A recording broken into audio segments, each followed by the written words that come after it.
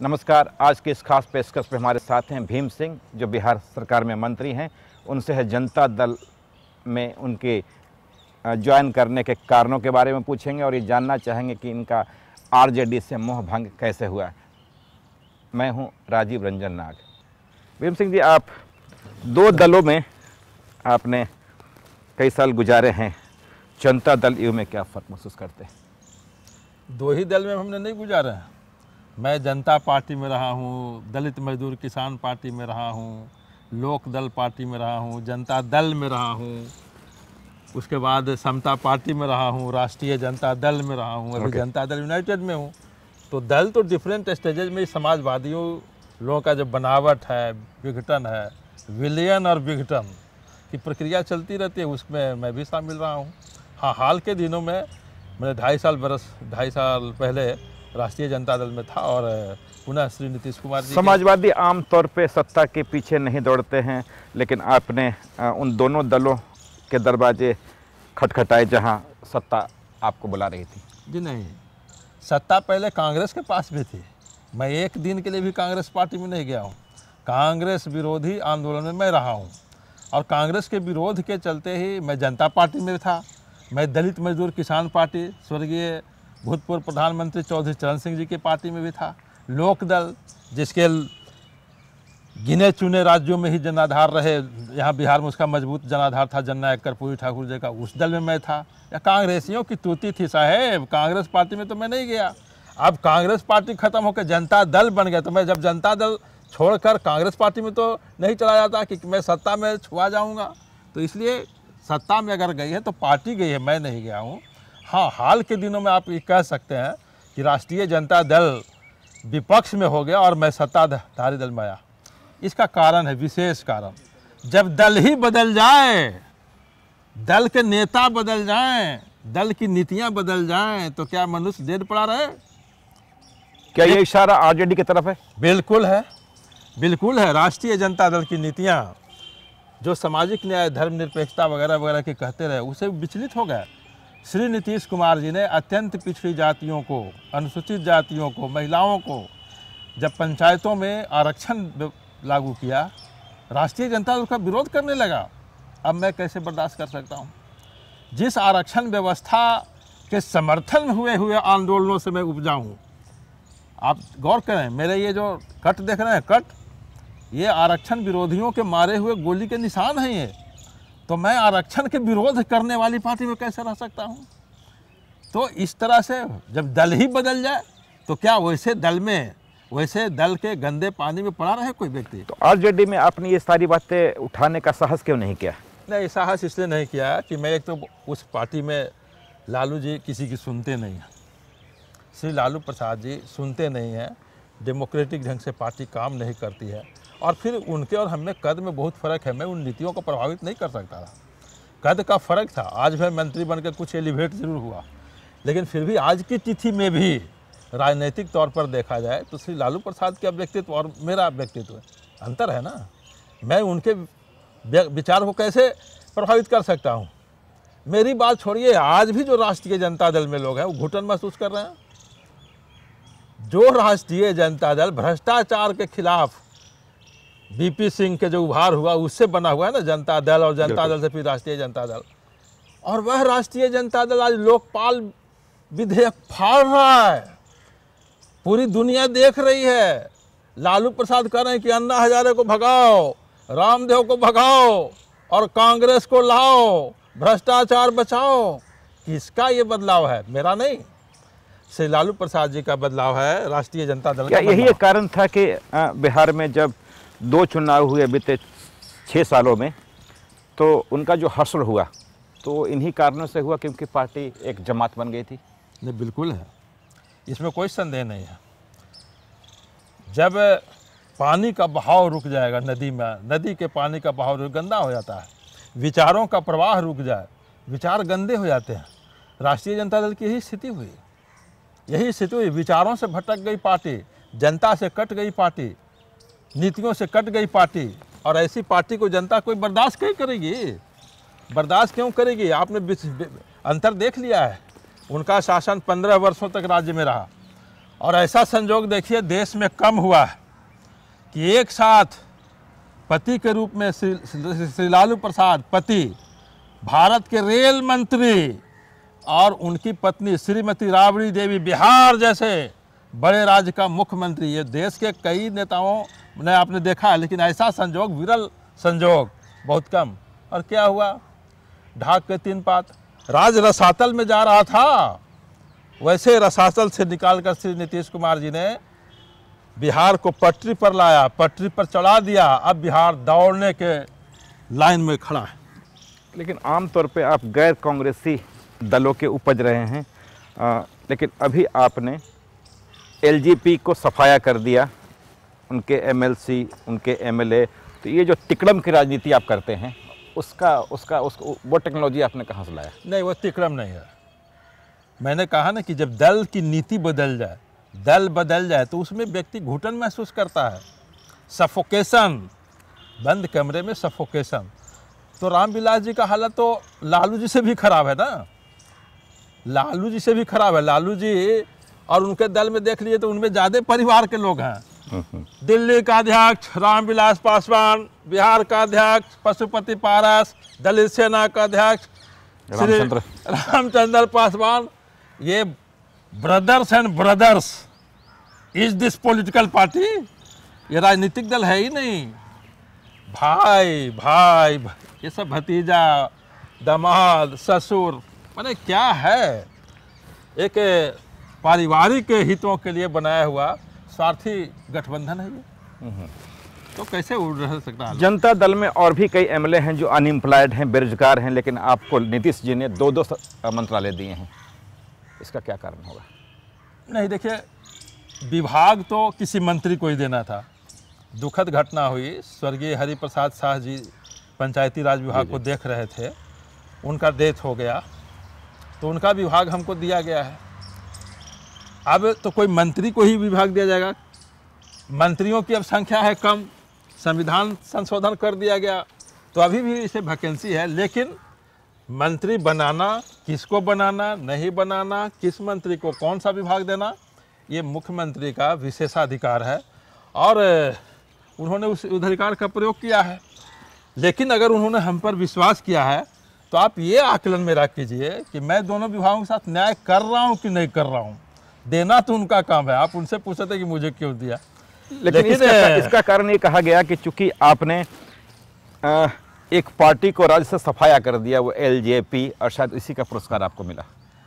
नहीं, उसमें हमारे साथी, मैं भी एमएलसी हूँ ना जी, तो मैं एमएलसी हूँ, तो उनके जो लोजपा के जो एमएलसी लोग थे हमसे संबंध रहे हैं। और मैंने कहा, मैंने कई पार्टियों का नाम गिनाया, सभी समाजवादी पार्टी, कभी न कभी ये लोग काम करते रहे मेरे साथ, हमारे साथ, तो उनसे बैठना उठना था ही। वो लोग घुटन महसूस कर रहे थे। उन लोगों ने कहा कि हम गुड बाय कहना चाहते हैं अपने इस लोक जनशक्ति पार्टी को। तो हमने कहा कि वेलकम, जो न्याय के साथ विकास का यात्री बनना चाहता है उसका स्वागत है, आपका भी। तो तब तक आपका मोह भंग हो चुका था एलजेपी से?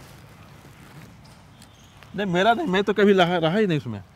उन लोगों का जिसके बारे में आप कह रहे हैं ना, कुछ एमएलसी हमने लाया, तीन एमएलसी एंड 2 एमएलए, एक एमएलए परहैप्स। तो 3 एमएलसी को, मतलब कभी ये महसूस हुआ आपको कि रामविलास पासवान और लालू यादव की जो जोड़ी है वो बेमेल जोड़ी है, इसका बहुत ज़्यादा भविष्य नहीं है? नहीं, मेल वाली जोड़ी है, बेमेल जोड़ी नहीं है, मेल वाली जोड़ी है।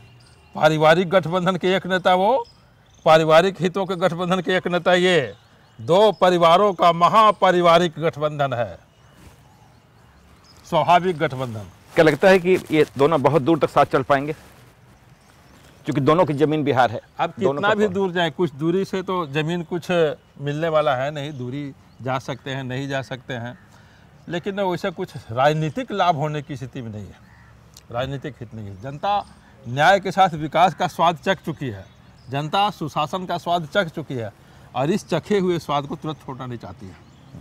तो आपको ये लग रहा है कि ये दोनों बहुत दूर तक नहीं जा पाएंगे स्वार्थों के कारण? स्वार्थ मैं ये नहीं कर रहा हूँ, हो सकता है उस साथ दूर तक रहें, लेकिन दोनों मिल के करेंगे क्या?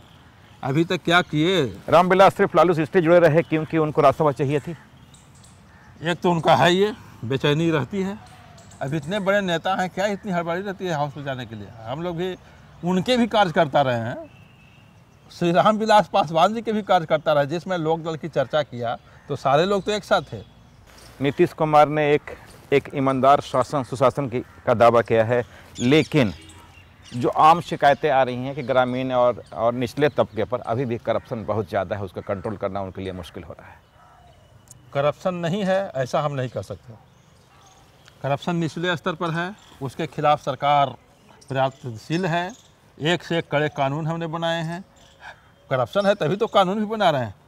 हम लोगों ने पहले ही संपत्ति जब्ती का कानून 2009 में बनाया।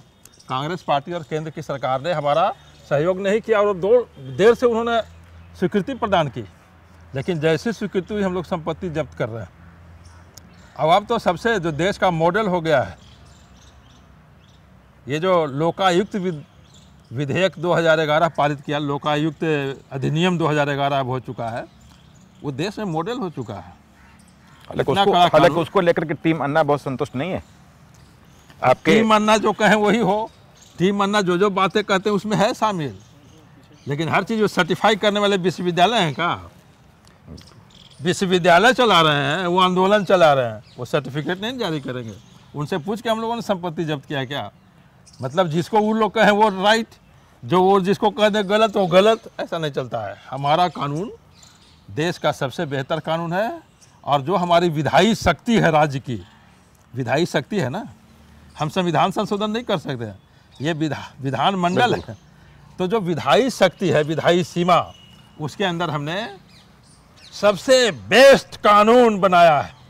तो ये थी पहले दौर की बातचीत। अगले दौर की बातचीत में भीम सिंह से जानना चाहेंगे कि इस पार्टी में उनका भविष्य क्या है और पार्टी किस दिशा में जा रही है, और सरकार ने जो वायदे किए हैं उन वायदों का क्या असर लोगों पर है। फिलहाल एक छोटा सा ब्रेक। भीम सिंह जी, 5 साल सरकार चलाने के बाद नीतीश कुमार को इस बात का एहसास होता है कि एमएलए लैड के फंड में करप्शन है, लिहाजा उसे बंद कर दिया जाता है। ये आप सत्य के एक अंश को रख रहे हैं।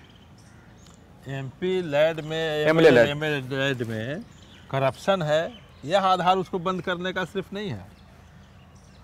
असल आधार ये है कि विधायकगण मुख्यमंत्री से कई मिले और उन लोगों ने कहा कि इसके चलते कार्यकर्ताओं में आपसी प्रतिद्वंदिता हो जाती है, लोग राजनीतिक चर्चा से दूर और इसके चर्चा में ज़्यादा रहते हैं।